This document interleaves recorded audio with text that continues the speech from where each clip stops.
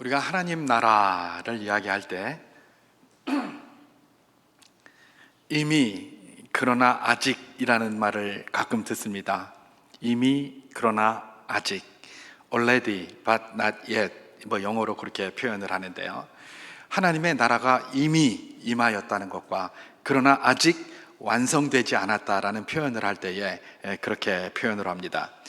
하나님의 나라는 이미 임하였습니다. 언제 임하였습니까? 우리 주님께서 이 땅에 오셨을 초림의 때에 하나님의 나라가 이미 임한 겁니다.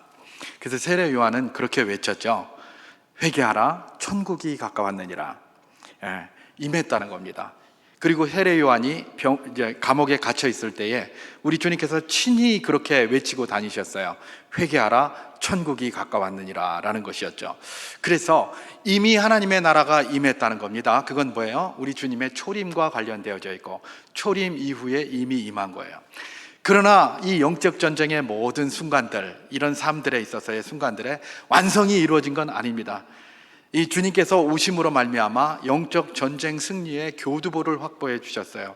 그러나 지금은 여전히 영적 전쟁의 과정입니다. 그럼 언제 이게 완성이 될까요?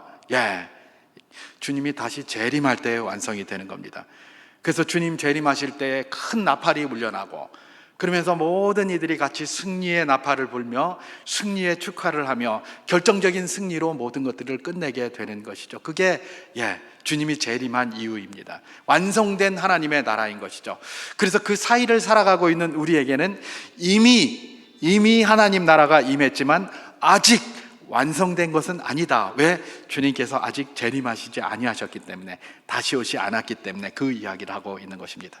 특별히 이 시대를 살아가고 있는 이 사람들을 뭐라고 얘기를 합니까? 종말의 때를 살아가고 있다라고 다른 말로 그렇게 표현하기도 합니다. 그렇습니다. 종말은 언제입니까? 우리 주님이 초림하신 그날부터 시작해서 주님 재림하실 때까지의 그 모든 기간을 다 뭐라고 얘기를 합니까? 종말의 때다, 그렇게 얘기를 합니다. 우리가 종말의 때를 살아갑니다. 종말의 때를 살아가면서 그야말로 극심한 사탄의 공격을 많이 받고 그렇게 살아가고 있는 것이죠. 자, 이런 관점에서 특별히 이런 전쟁과 관련해서 어떤 사람은 이 이미와 아직으로 불려지는 이 천국에 대해서 조금 다르게 이야기하는 사람도 있습니다. 뭐냐면 우리가 이미의 천국에서 살고 있고 아직 아니의 천국에, 하나님의 나라에서 살고 있는데 그걸 조금 다른 방식으로 우리가 살고 있는 이 때를 뭐라고 표현하냐? D-Day와 V-Day 사이의 삶이다, 이렇게 표현을 합니다. 그래서 제가 오늘 제목을 D와 V의 사이에서 이렇게 되어 있는데, 여기 D는 D-Day를 말하는 거고 V는 V-Day라는 것을 말하는 겁니다.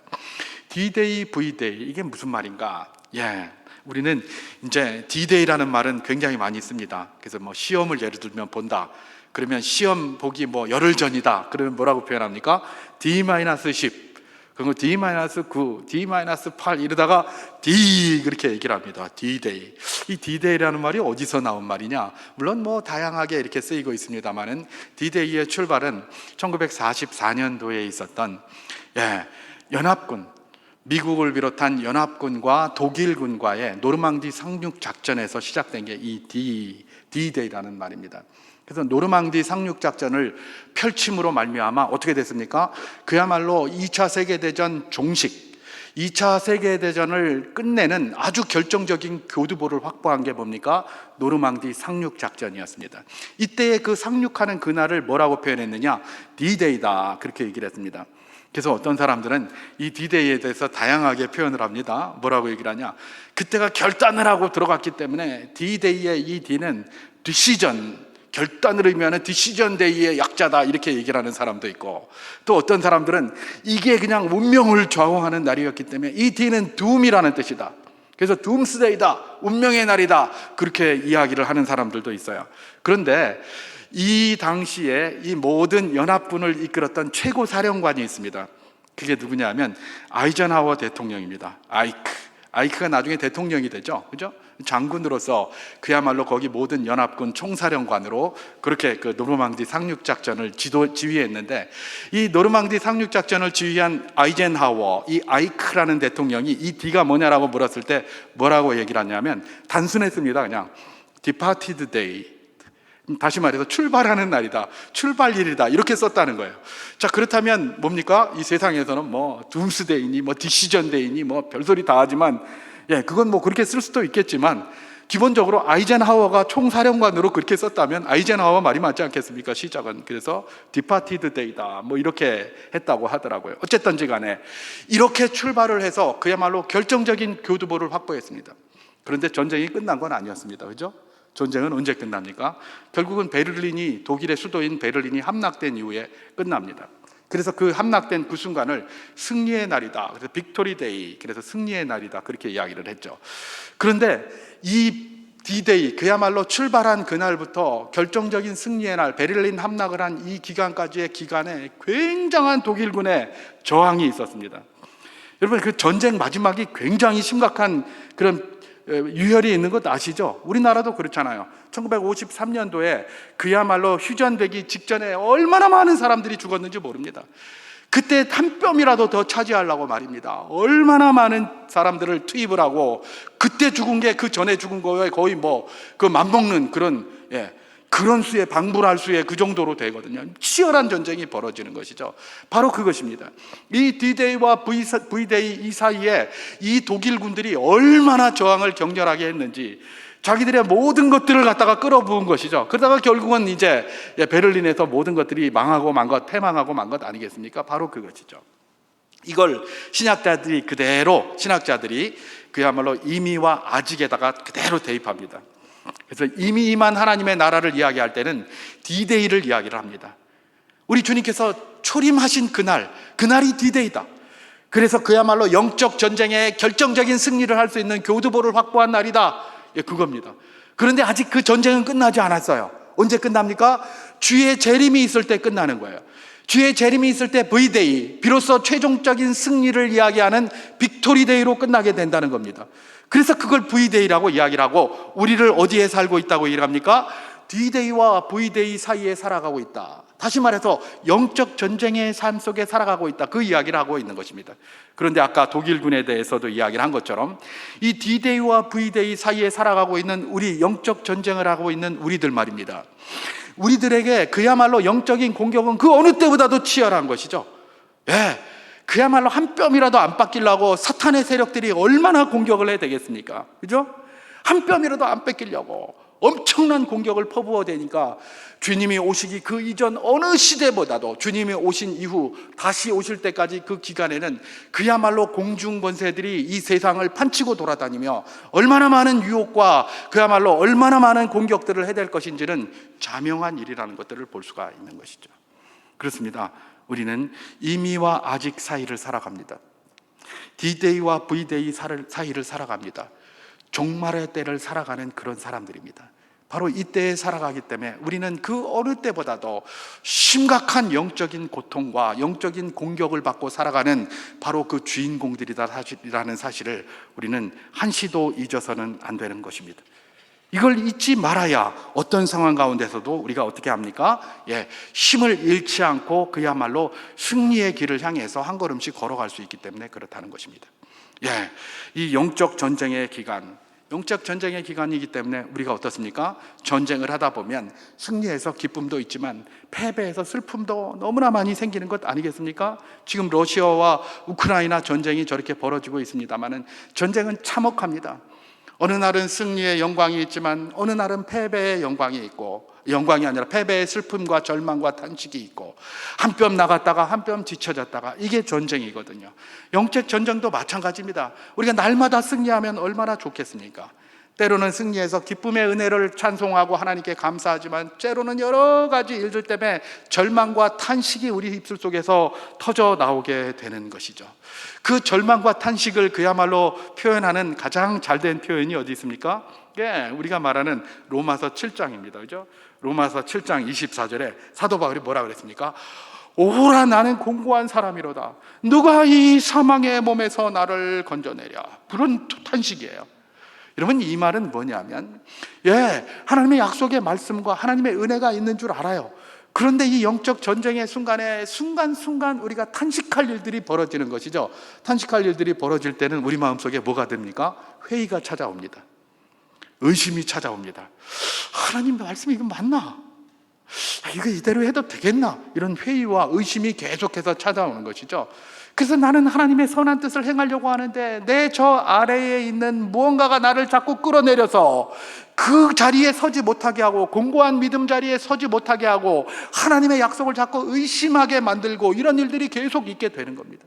그래서 오라 나는 공고한 자로다, 누가 이 사망의 몸에서 나를 건져내랴 라고 사도 바울처럼 고백할 수밖에 없는 그런 삶이 우리 이 바로 D와 V를 살아가는 영적 전쟁의 상황 속에 살아가는 우리들에게 늘 있게 되는 그런 상황이다, 그 이야기를 하는 것입니다. 여러분, 그럼에도 불구하고 주님께서는 D와 V를 살아가고 있는, D-Day와 V-Day를 살아가고 있는 우리들에게 탄식할 일이 많이 있지만 탄식만 하지 말고 기억해야 할 것이 있다라고 하면서 오늘 말씀을 우리에게 던져주고 계시는 것입니다. 제가 지난번에 로마서 7장을 하면서 로마서 7장은 로마서 8장과 떼면 안 된다고 그랬죠. 그래서 이제 로마서를 연속 설교를 해도 7장까지만 설교하고 끝나면 안 된다고 했습니다. 8장까지 다 해야 된다고 했습니다. 왜냐하면 7장에서 끝나면 그게 거기서 끝난 거예요. 누가 나를 건져내라 그러면 그게 있잖아요, 그렇죠? 8장에 답이 있는 거예요. 8장 답까지 듣고 저희도 이제 다음 주까지 로마서 8장까지 하고 다시 이제 창대기로 이렇게 넘어가려고 저는 그렇게 준비를 하고 있는데요. 그래서 8장까지를 이제 같이 해 보아야 되는 것이죠.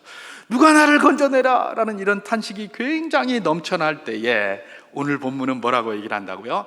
탄식만 하지 말고 이 말을 기억하라 라면서 던져주신 말씀이죠. 오늘 본문 특별히 8장 28절 말씀을 제가 한번 봉독해 보도록 하겠습니다. 우리가 알거니와 하나님을 사랑하는 자, 곧 그의 뜻대로 부르심을 입은 자들에게는 모든 것이 합력하여 선을 이루느니라, 그렇게 기록하고 있습니다. 자, 여기서 합력하여 선을 이룬다 이런 말이 있습니다. 합력하여 선을 이룬다. 여기서 선이라는 말이 아니라 합력하여 이룬다는 말입니다. 이게 헬라어 단어가 한 단어가 있는데 쉰 에르게이라는 거, 쉰 에르고인데 이게 3인칭 이렇게 되니까 에르게이라고 된 건데, 이게 에르고, 쉰 에르고, 쉰 에르게이라는 말이 쓰였습니다. 쉰은 뭐냐면 합하다 이런 뜻이에요.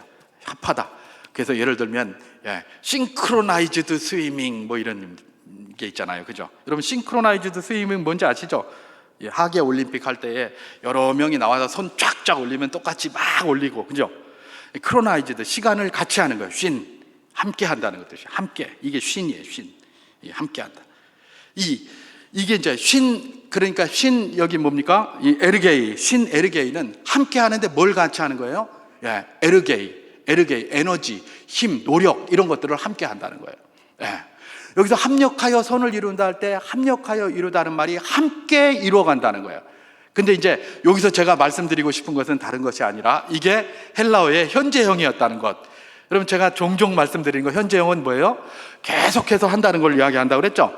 한 번 하는 것이 아니라 계속해서 이렇게 함께 협력해 나간다는 겁니다. 함께 일을 해 나간다는 거예요. 뭐예요? 모든 것이 선을 이루게 함께 계속해서 일을 해 나간다는 거예요. 여기서 그럼 모든 것은 뭐겠습니까? 우리에게 은혜가 되고 기쁨이 되는 그런 일들뿐만 아니라 때로는 우리에게 탄식을 가져오고 절망을 가져오고 고통 속에서 부르짖게 만드는 그런 일들 말입니다. 그런 일들조차도 모든 것이 다 협력을 해서 결국은 뭐다? 선을 이룰 수 있도록 계속해서, 한 번이 아니라 계속해서 그렇게 작용을 한다는 것입니다. 그게 바로 오늘 본문에서 이야기하고 있는 내용이라는 것입니다. 자, 그렇다면 선이 뭔가 도대체? 모든 좋은 것과 모든 절망스러운 것들을 다 합해서 계속해서 협력해서 이루어내고자 하는 이 선이 무엇인가, 우리가 그걸 생각해 볼 필요가 있을 것입니다. 여러분, 그 선이 무엇이냐? 우리는 일반적으로 그 선이 뭡니까? 우리에게 유리한 것, 유익한 것이라고 생각할 수 있겠죠. 일반적으로 그렇게 생각합니다. 그래서 예를 들면 우리가 하던 일들, 그 다음에 세상에서의 성공이라든지 뭔가, 아니면 열심히 우리가 했을 때 어떤 열매라든지 이런 것들을 생각할 수 있을 것입니다. 그런 것도 생각할 수 있습니다. 그러나 본질적인 의미를 파보고 들어갈 필요가 있는 것이죠. 여기서 말하는 선, 그야말로 모든 것이 합력하여 이루는 선이 과연 무엇인가? 이 선이라는 것은 오늘 본문이 속해 있는 이 로마서 18장 18절부터 그 앞부분에서 쭉 이야기하는 것이 있습니다. 그게 뭐냐 하면 기본적으로 그야말로 주님께서 재림하셨을 때에 생기는 궁극적인 구원을 이야기합니다. 궁극적인 구원, 완성된 구원, 그야말로 궁극적인 구원에 대해서 앞에서 계속 설명하고 있는데 그 연장선상에 오늘 본문이 있는 것이기 때문에 가장 기본적으로는 여기서 말하는 선은 뭐예요? 궁극적인 구원을 말하는 거예요. 그래서 이 세상의 모든 것들이 합력해서 그것이 좋은 것이든 아닌 것이든 그것이 기쁜 것이든 절망과 탄식이든 뭐든 그리스도인의 삶의 모든 것들이 다 합력해서 뭐다? 궁극적인 구원을 이뤄낸다라는 것이 가장 기본적인 뜻입니다. 그런데 이것에만 특별히 국한할 필요는 없는 것이겠죠. 저는 이걸 좀 더 넓힐 수 있다고 생각합니다. 그러면 이 선은 무엇인가? 제가 전에 한번 말씀을 드렸는데 선이라고 할 때에 선을 또는 악이라고 할 때에 악을 성경에서는 뭐라고 이야기하는가? 그 질문을 제가 한번 전에 드리고 말씀을 드렸었습니다. 성경에서 말하는 선은 이 세상에서 우리가 일반적으로 알고 있는 무슨 도덕적인 선, 도덕적인 악 그런 걸 말하는 게 아닙니다. 하나님의 뜻이고 선이에요. 하나님의 뜻이 아닌 게 다 악이에요. 하나님의 섭리와 하나님의 뜻이 선이에요. 그게 하나님의 그 성경에서 말하는 선이에요. 그러면 그 밖에 있는 우스마발 모두는 다 뭐예요? 다 악이에요. 그 관역에서 벗어난 거예요. 여러분 죄를 뭐라고 얘기를 합니까?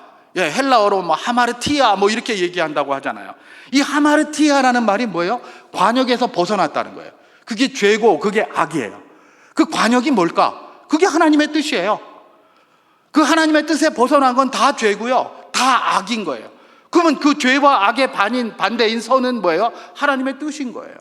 그래서 여기서 선을 이룬다라고 할 때에 이 선은 여기서 보면 기본적으로 가장 기본적으로는 궁극적인 구원에 대해서 이야기를 하고 있습니다만은 이걸 조금 확장해서 하나님의 뜻을 이뤄간다라고 보면 정확합니다. 여러분 이 세상의 모든 것들은 하나님의 뜻을 이뤄가기 위하여 있는 줄 믿으시기 바랍니다. 여러분 제가 아까 우리의 성공이나 우리가 뭐 잘 되는 거나 우리가 해나는 모든 일 가운데 뭐 좀 나아지는 것 이런 것들도 들어갈 수 있습니다라고 얘기했죠? 아닙니다라고 이야기 안 하고. 왜냐하면 하나님 우리 잘 되기를 바라시잖아요. 그 하나님 뜻입니다. 그게 무슨 다 똑같은 모양으로 나타나는 건 아니지만 그게 하나님의 뜻이에요. 그러니까 그것도 들어간다라고 이야기를 한 것이죠. 그러나 보다 본질적으로 온전하게 이야기를 하려면 하나님의 뜻 자체, 그 하나님의 섭리 자체를 뭐라고 얘기를 한다? 선이라고 이야기를 한다는 겁니다. 다시 말해서 우리가 인생에 많은 질고도 있고 기쁨도 있고 탄식할 일도 있고 절망도 있고 있습니다. 그런데 이 모든 것들이 합해서 모으고 모아서 뭐예요? 하나님이 뜻이 이루어지는 거예요.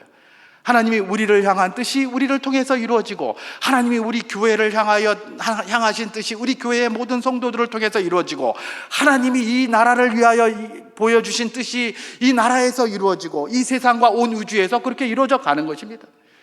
모든 악한 상황, 우리에게는 악하고 제발 좀 없어졌으면 좋겠다 이렇게 생각하는 그런 상황들조차도 합력하여 뭐가 된다는 겁니까? 하나님의 뜻을 이루어 간다는 겁니다. 이 사실에 우리가 집중할 필요가 있는 것입니다. 오라 나는 공고한 사람이로다 이 사망의 몸에서 누가 너희를 건져내라라고 절망과 탄식을 할 때에 절망과 탄식에만 머물지 말고 잠깐만 그걸 하고 눈을 제대로 떠서 바라볼 걸 제대로 바라보라는 겁니다. 뭡니까? 하나님의 뜻이 어디에 있는 것입니까? 하나님의 섭리가 어디에 있는 것입니까? 하나님의 손에 이 모든 것이 달려있는 줄 믿습니다. 바로 그걸 바라보고 나아가는 것, 그것이 바로 무엇입니까? 우리에게 필요한 것이라는 사실을 이야기하고 있는 것입니다. 우리 주님께서는 우리의 기쁨뿐만 아니라 고통과 심지어 절망까지도 모든 것들이 바로 우리를 향하신 하나님의 뜻을 이뤄가기 위하여 쓰고 계신다라고 지금 이 말씀에서 도전하고 계시는 것입니다. 여기서 우리가 기억할 것이 있습니다.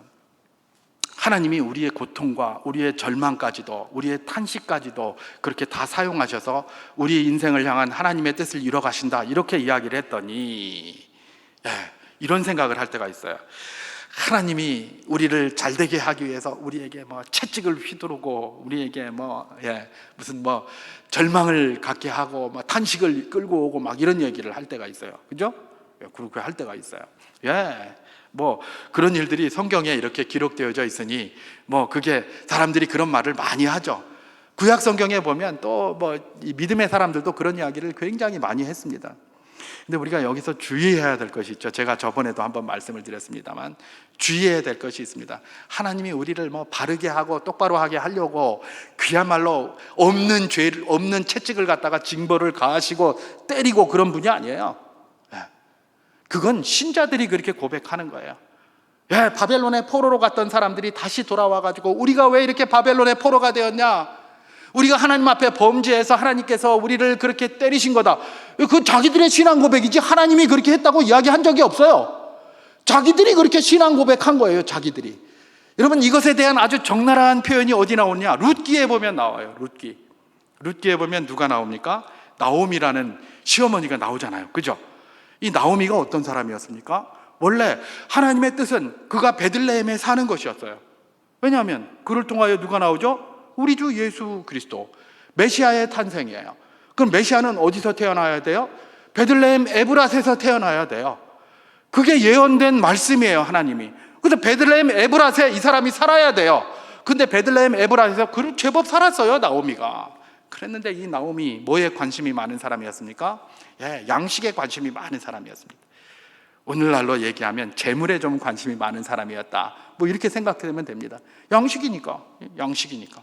뭐 다르게 좀 더 저기하게 표현하면 뭐 돈에 관심이 많았다, 이렇게 해도 될 거예요.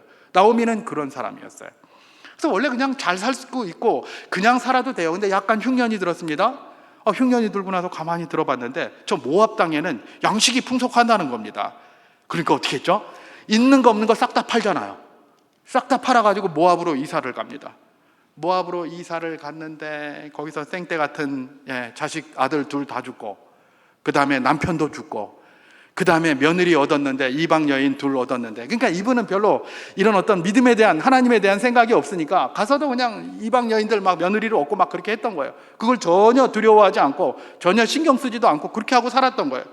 그걸 얻었는데 하나는 어떻게 합니까? 오다가 그냥 돌아가겠다고 하고, 돌아가라고 했더니 가겠다고 인사하고 가버리고, 하나는 가라고 했는데도 안 가고, 이게 또 가라고 한 것도 이게 문제가 많잖아요. 그죠?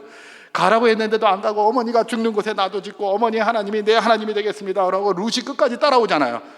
자, 그런 사람이 룻이었어요. 근데 지금 이 룻이 어떻게 합니까? 거기서 10년 만에 쫄딱 망하고 다시 베들레헴으로 돌아옵니다. 베들레헴으로 돌아올 때 왜 돌아왔을까요? 하나님, 주님께서 베들레헴을 나에게 주셨는데 내가 떠나서 죄송합니다, 이러고 왔을까요? 아니에요. 베들레헴에 양식을 주셨다라는 소리를 들은 거예요. 베들레헴에 양식이 있다라는 소리를 듣고 모압에서 돌아온 거예요. 베들레헴에 양식이 있다 소리 안 들었으면 안 돌아왔어요. 나오미는 어떤 사람이에요? 양식 따라 산말리, 양식 찾아 산말리 하는 사람이에요. 그 재물에 굉장히 관심이 많은 여인이었고 그런 인생을 살던 사람이었어요. 하나님이 그런 인생을 들어서 메시아의 계보로 삼는다? 참 놀라운 일 아니겠습니까? 그죠? 어쨌든 그렇게 돌아와요. 돌아오는데 중요한 점이 바로 여기에 있습니다. 그 마을 사람들이 그럽니다. 아이고, 저 돌아오는데 저기 저렇게 추리하게 돌아오는 저 사람이 나오미가 아니냐, 막 그렇게 얘기를 해요. 그랬더니 그 나오미가 뭐라고 얘기를 하죠? 제발 나를 나오미라 하지 마라. 나오미라는 이름의 뜻은 뭡니까? 기쁨, 희락, 뭐 이런 뜻이에요. 나를 나오미라고 하지 마라. 내가 기쁨이 어딨노? 내가 희락이 어딨노? 나를 차라리 마라라 하라. 마라 이랬어요. 마라가 뭐예요? 쓰다, 이런 뜻이에요. 인생 내 쓴맛 다 보고 왔는데 날 말하라 하라 라고 하면서 나오미가 이런 말을 했습니다. 그 말을 제가 한번 봉독해 보도록 하겠습니다. 룻기 1장 20절에서 21절까지 말씀입니다.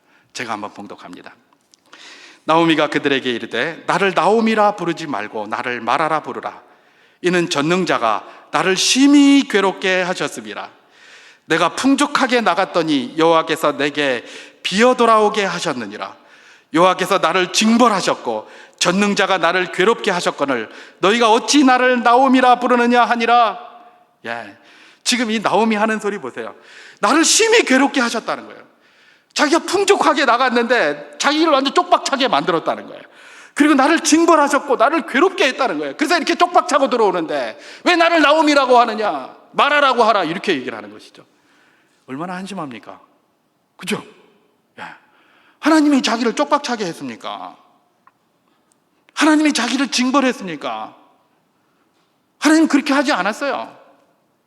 쪽박은 누가 찬 겁니까? 지가 찬 거예요. 안 가도 될 일. 풍족했잖아요. 풍족하게 나갔더니 그러잖아요. 조금 참았으면 되잖아요. 많은데. 근데 좀 더 챙겨보겠다고 나갔으니까 지가 쪽박차로 나갔는데, 하나님 앞에 하나님이 나를 쪽박차게 만들었고, 하나님이 나를 징벌하였고, 이런 식으로 해석을 하는 거예요. 이런 해석은 굉장히 잘못된 것이죠. 여러분, 그러면 우리가 어떻게 해야 되겠습니까? 여러분, 하나님의 백성들이 말입니다, 이 땅을 살아갈 때에 하나님이 커버해 주시고 보호해 주시지 아니하시면 공격을 받을 수밖에 없습니다. 모든 악한 것들로부터 말입니다. 제가 지난번에도 특별 새벽기도회 때 말씀드렸죠. 아이언돔 말씀드렸죠. 예, 이스라엘의 그 미사일 방어 체계 아이언돔입니다.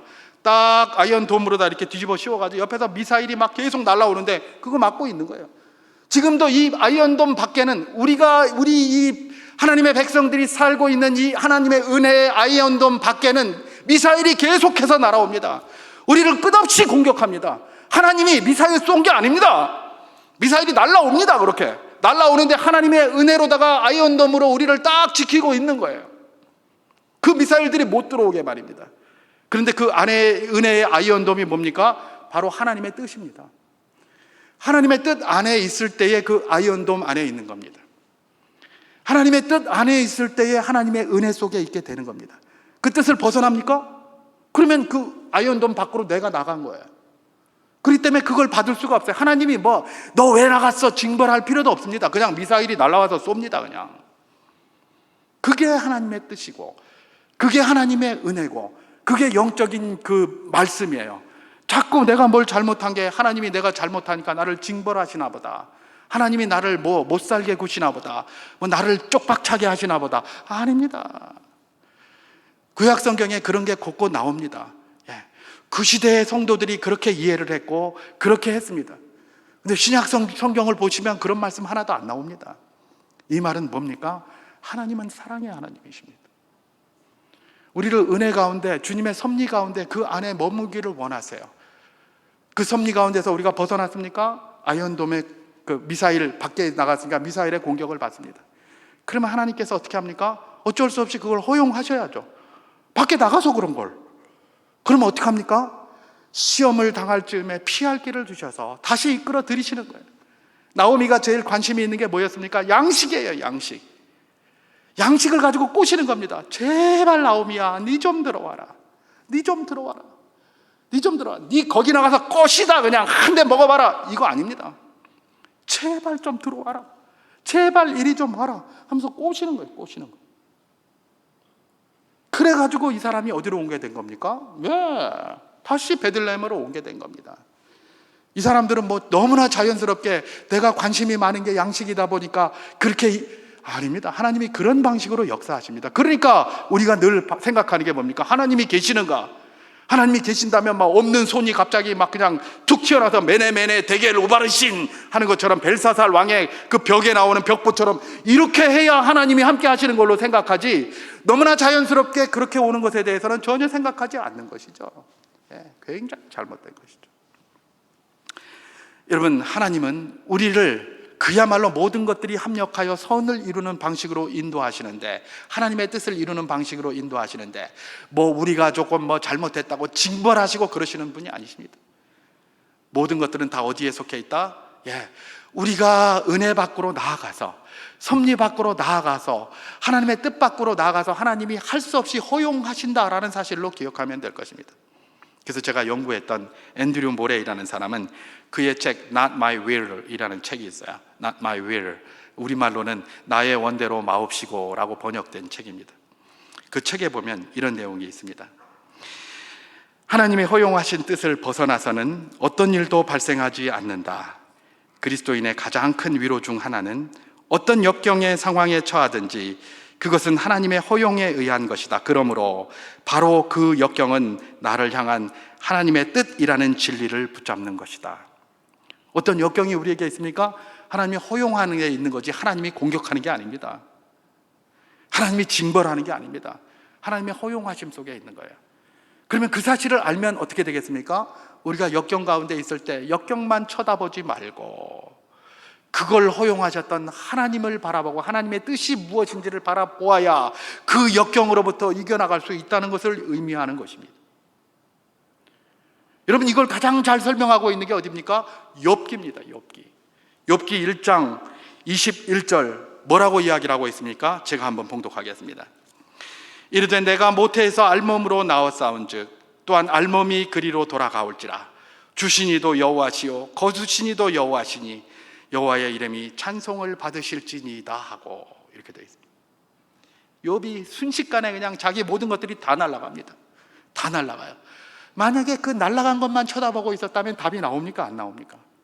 안 나가는 거예요. 뭐 인생이 이래, 뭐 하나님이 이래, 줄 때는 언제고, 이거 뭐고, 내가 잘못한 것도 하나도 없는데 와알로, 이렇게 이야기하면 답이 안 나와요. 답이. 근데 지금 욥은 보세요. 어떻게 하고 있습니까? 그걸 허용하신 분이 누구시다? 하나님이시다는 걸 아는 거예요. 실제로 그렇잖아요. 사단이 와서 자꾸 그의 그런 것들을 청구하는 거예요. 그때 하나님께서 뭐라고 얘기하십니까? 하도 그러니까 네가 내 종 욥을 위하여 보았느냐? 욥을 위하여 보았느냐? 그랬더니 아이고 하나님이 잘해주니까 그렇지, 뭐 하니까 그렇지 그랬더니 하나님 뭐라고 합니까? 허용을 하시는 거예요. 그래? 네가 한번 해봐라. 그 대신 목숨은 걸지 마라, 이렇게, 목숨은 건드리지 마라, 이렇게 했던 것 아니에요. 결국은 이런 말씀은 뭐냐면 우리가 탄식할 만한 절망의 상황 가운데 얼마든지 있을 수 있지만은 그럴 때에 우리가 바라봐야 될 것은 뭐다?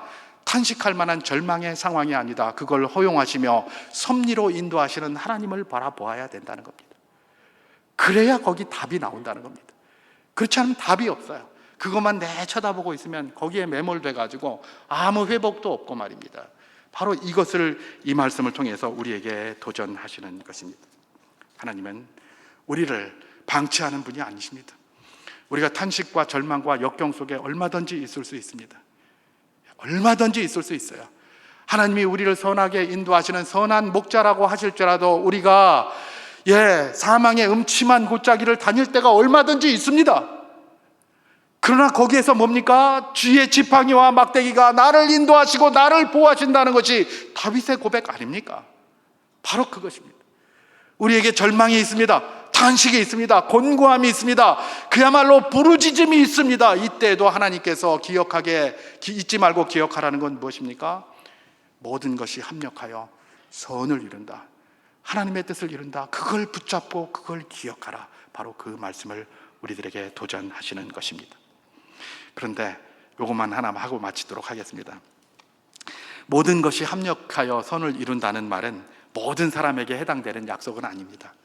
모든 사람에게 해당되는 약속은 아니죠. 누구에게 해당이 됩니까? 다시 로마서 8장 28절을 봉독해 보도록 하겠습니다.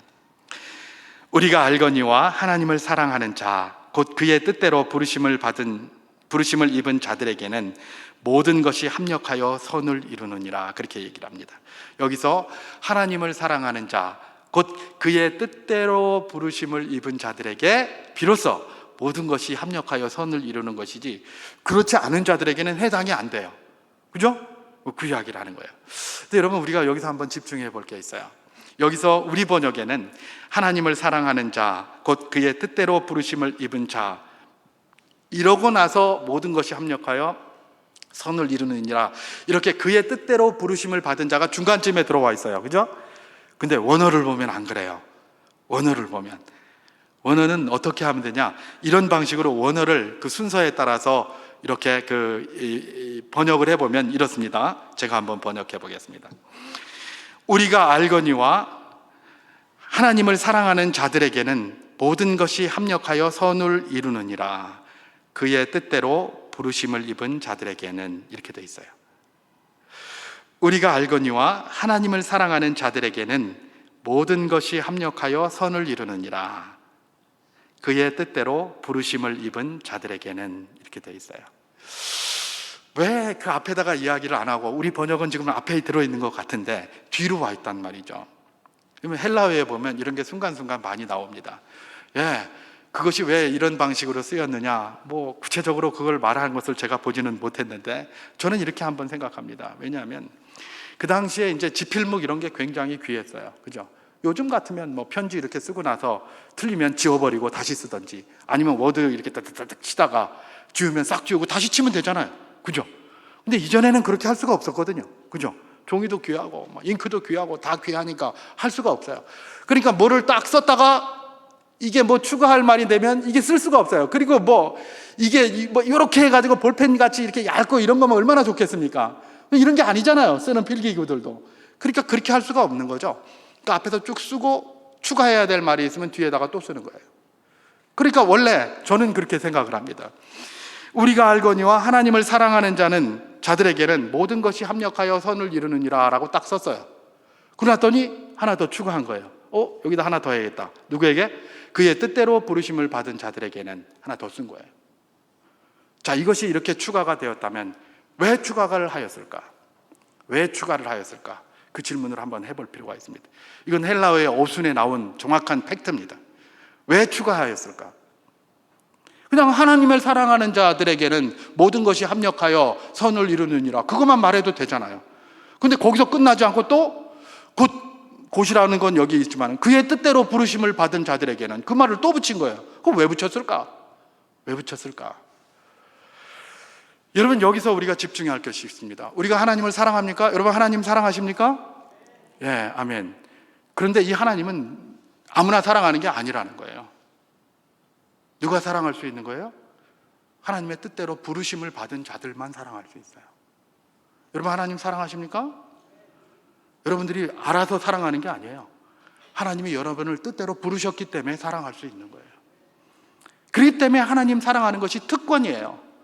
누구에게나 주어지는 게 아니에요. 여러분, 예수를 그리스도라고 고백할 수 있는 건 아무나 할 수 있는 게 아니에요. 누구만 할 수 있죠? 성령으로 아지하고는 예수를 주시라고 할 수가 없는 거예요. 예수를 주시라고 할 수 있는 사람은 누굽니까? 성령을 받은 사람이 하는 거예요. 성령이 그들과 함께 하시는 사람만 할 수 있는 거예요. 하나님을 사랑하는 것은 누구만 할 수 있습니까? 하나님이 뜻대로 부르심을 받은 자들만 그를 사랑할 수 있어요. 하나님 사랑한다고 하니까 쥐나개나 다 사랑하는 줄 아십니까? 천만에요. 천만에 그렇지 않습니다. 하나님을 사랑합니까? 하나님이 우리를 먼저 부르신 줄 믿으시기 바랍니다. 그래서 하나님을 사랑하는 것은 우리의 특권입니다. 그 누구도 일반 사람들이 누리지 못하는 그런 특권을 가지고 우리를, 하나님을 사랑하게 하셨고, 그렇게 부르신 우리에게 모든 것이 합력하여 선을 이루게 만드셨다는 것입니다. 하나님의 뜻을 이뤄가는 통로로 쓰임받게 만드셨다는 것입니다. 말씀을 정리합니다. 우리는 D-Day와 V-Day 사이를 살아갑니다. D-Day와 V-Day 사이에서 영적 전쟁을 하고 살아가는 우리, 그야말로 치열한 영적 전쟁으로 살아갑니다. 사탄이 그 이전 어느 시기보다도 더 강력하게 지금 역사에서 우리로 하여금 믿음에서부터 떨어지게 만들려고 하고, 하나님의 말씀으로부터 벗어나게 하려고 하고, 하나님의 뜻이라는 그런 아이언돔 밖으로 계속해서 나가게 하려고 우리를 이 모양 저 모양으로 유혹을 합니다. 그래서 날마다 우리가 실망하게 되고, 하나님의 약속의 말씀이 있지만 이게 그러한가 하여 또 고민할 때도 있고, 힘들릴 때도 있고, 의심될 때도 있고, 회의가 될 때도 있고, 막 그런 겁니다. 그래서 우리가 입술로 고백할 수밖에 없습니다. 오호라, 나는 곤고한 사람이로다. 누가 이 사망의 몸에서 나를 건져내랴. 그럴 때 우리 주님께서는 뭐라고 말씀하십니까? 우리가 알거니와, 이거 우리가 모르는 거 아니라는 겁니다. 우리 안다는 겁니다. 알지만 순간순간 회의가 생기는 거예요. 로마 교회 교인들도 알아요. 그런데 순간순간 외부에서 네로 황제의 박해가 들어오니까 그 박해 때문에 흔들리는 거예요. 박해 때문에 믿음 생활하는 게 흔들려요. 이러다가 이거 큰일 나는 거 아이가? 계속 그러는 거예요. 계속 그런 흔들림이 있어요. 주님 다시 오신다고 했는데, 마라나타 주 예수의 오시옵소서 그랬는데, 이거 오시는 거 맞나 이거? 그러면서 계속해서 흔들리고 있어요. 그런 사람들에게 지금 이야기하는 거예요. 여전히 오늘 믿음의 흔들림이 있는 우리에게 그 말씀을 하시는 거예요. 우리가 알거니와, 우리가 모르는 얘기하는 거 아니다. 우리 알고 있지 않느냐? 거기에 굳건히 서라. 뭐예요? 하나님을 사랑하는 자, 곧 그의 뜻대로 부르심을 받은 자들에게는 모든 것을 합력하여 선을 이루느니라. 모든 것들, 기쁜 것과 슬픈 것과 그야말로 희망적인 것과 절망적인 것, 모든 것이 합하여 하나님이 우리를 향한 뜻을 우리 삶 가운데 이루어 가신다는 것, 바로 그것입니다. 이 말씀 붙들고 늘 D-Day와 V-Day 사이를 살아가면서 영적 전쟁에서 승리하시는 복된 분들 다 될 수 있기를 주님의 이름으로 축원합니다. 주님의 뜻이 우리와 함께 있습니다. 주님의 능력이 우리와 함께 있습니다. 그 능력 붙들고 승리하는 복된 분들 다 될 수 있기를 주님의 이름으로 축원합니다.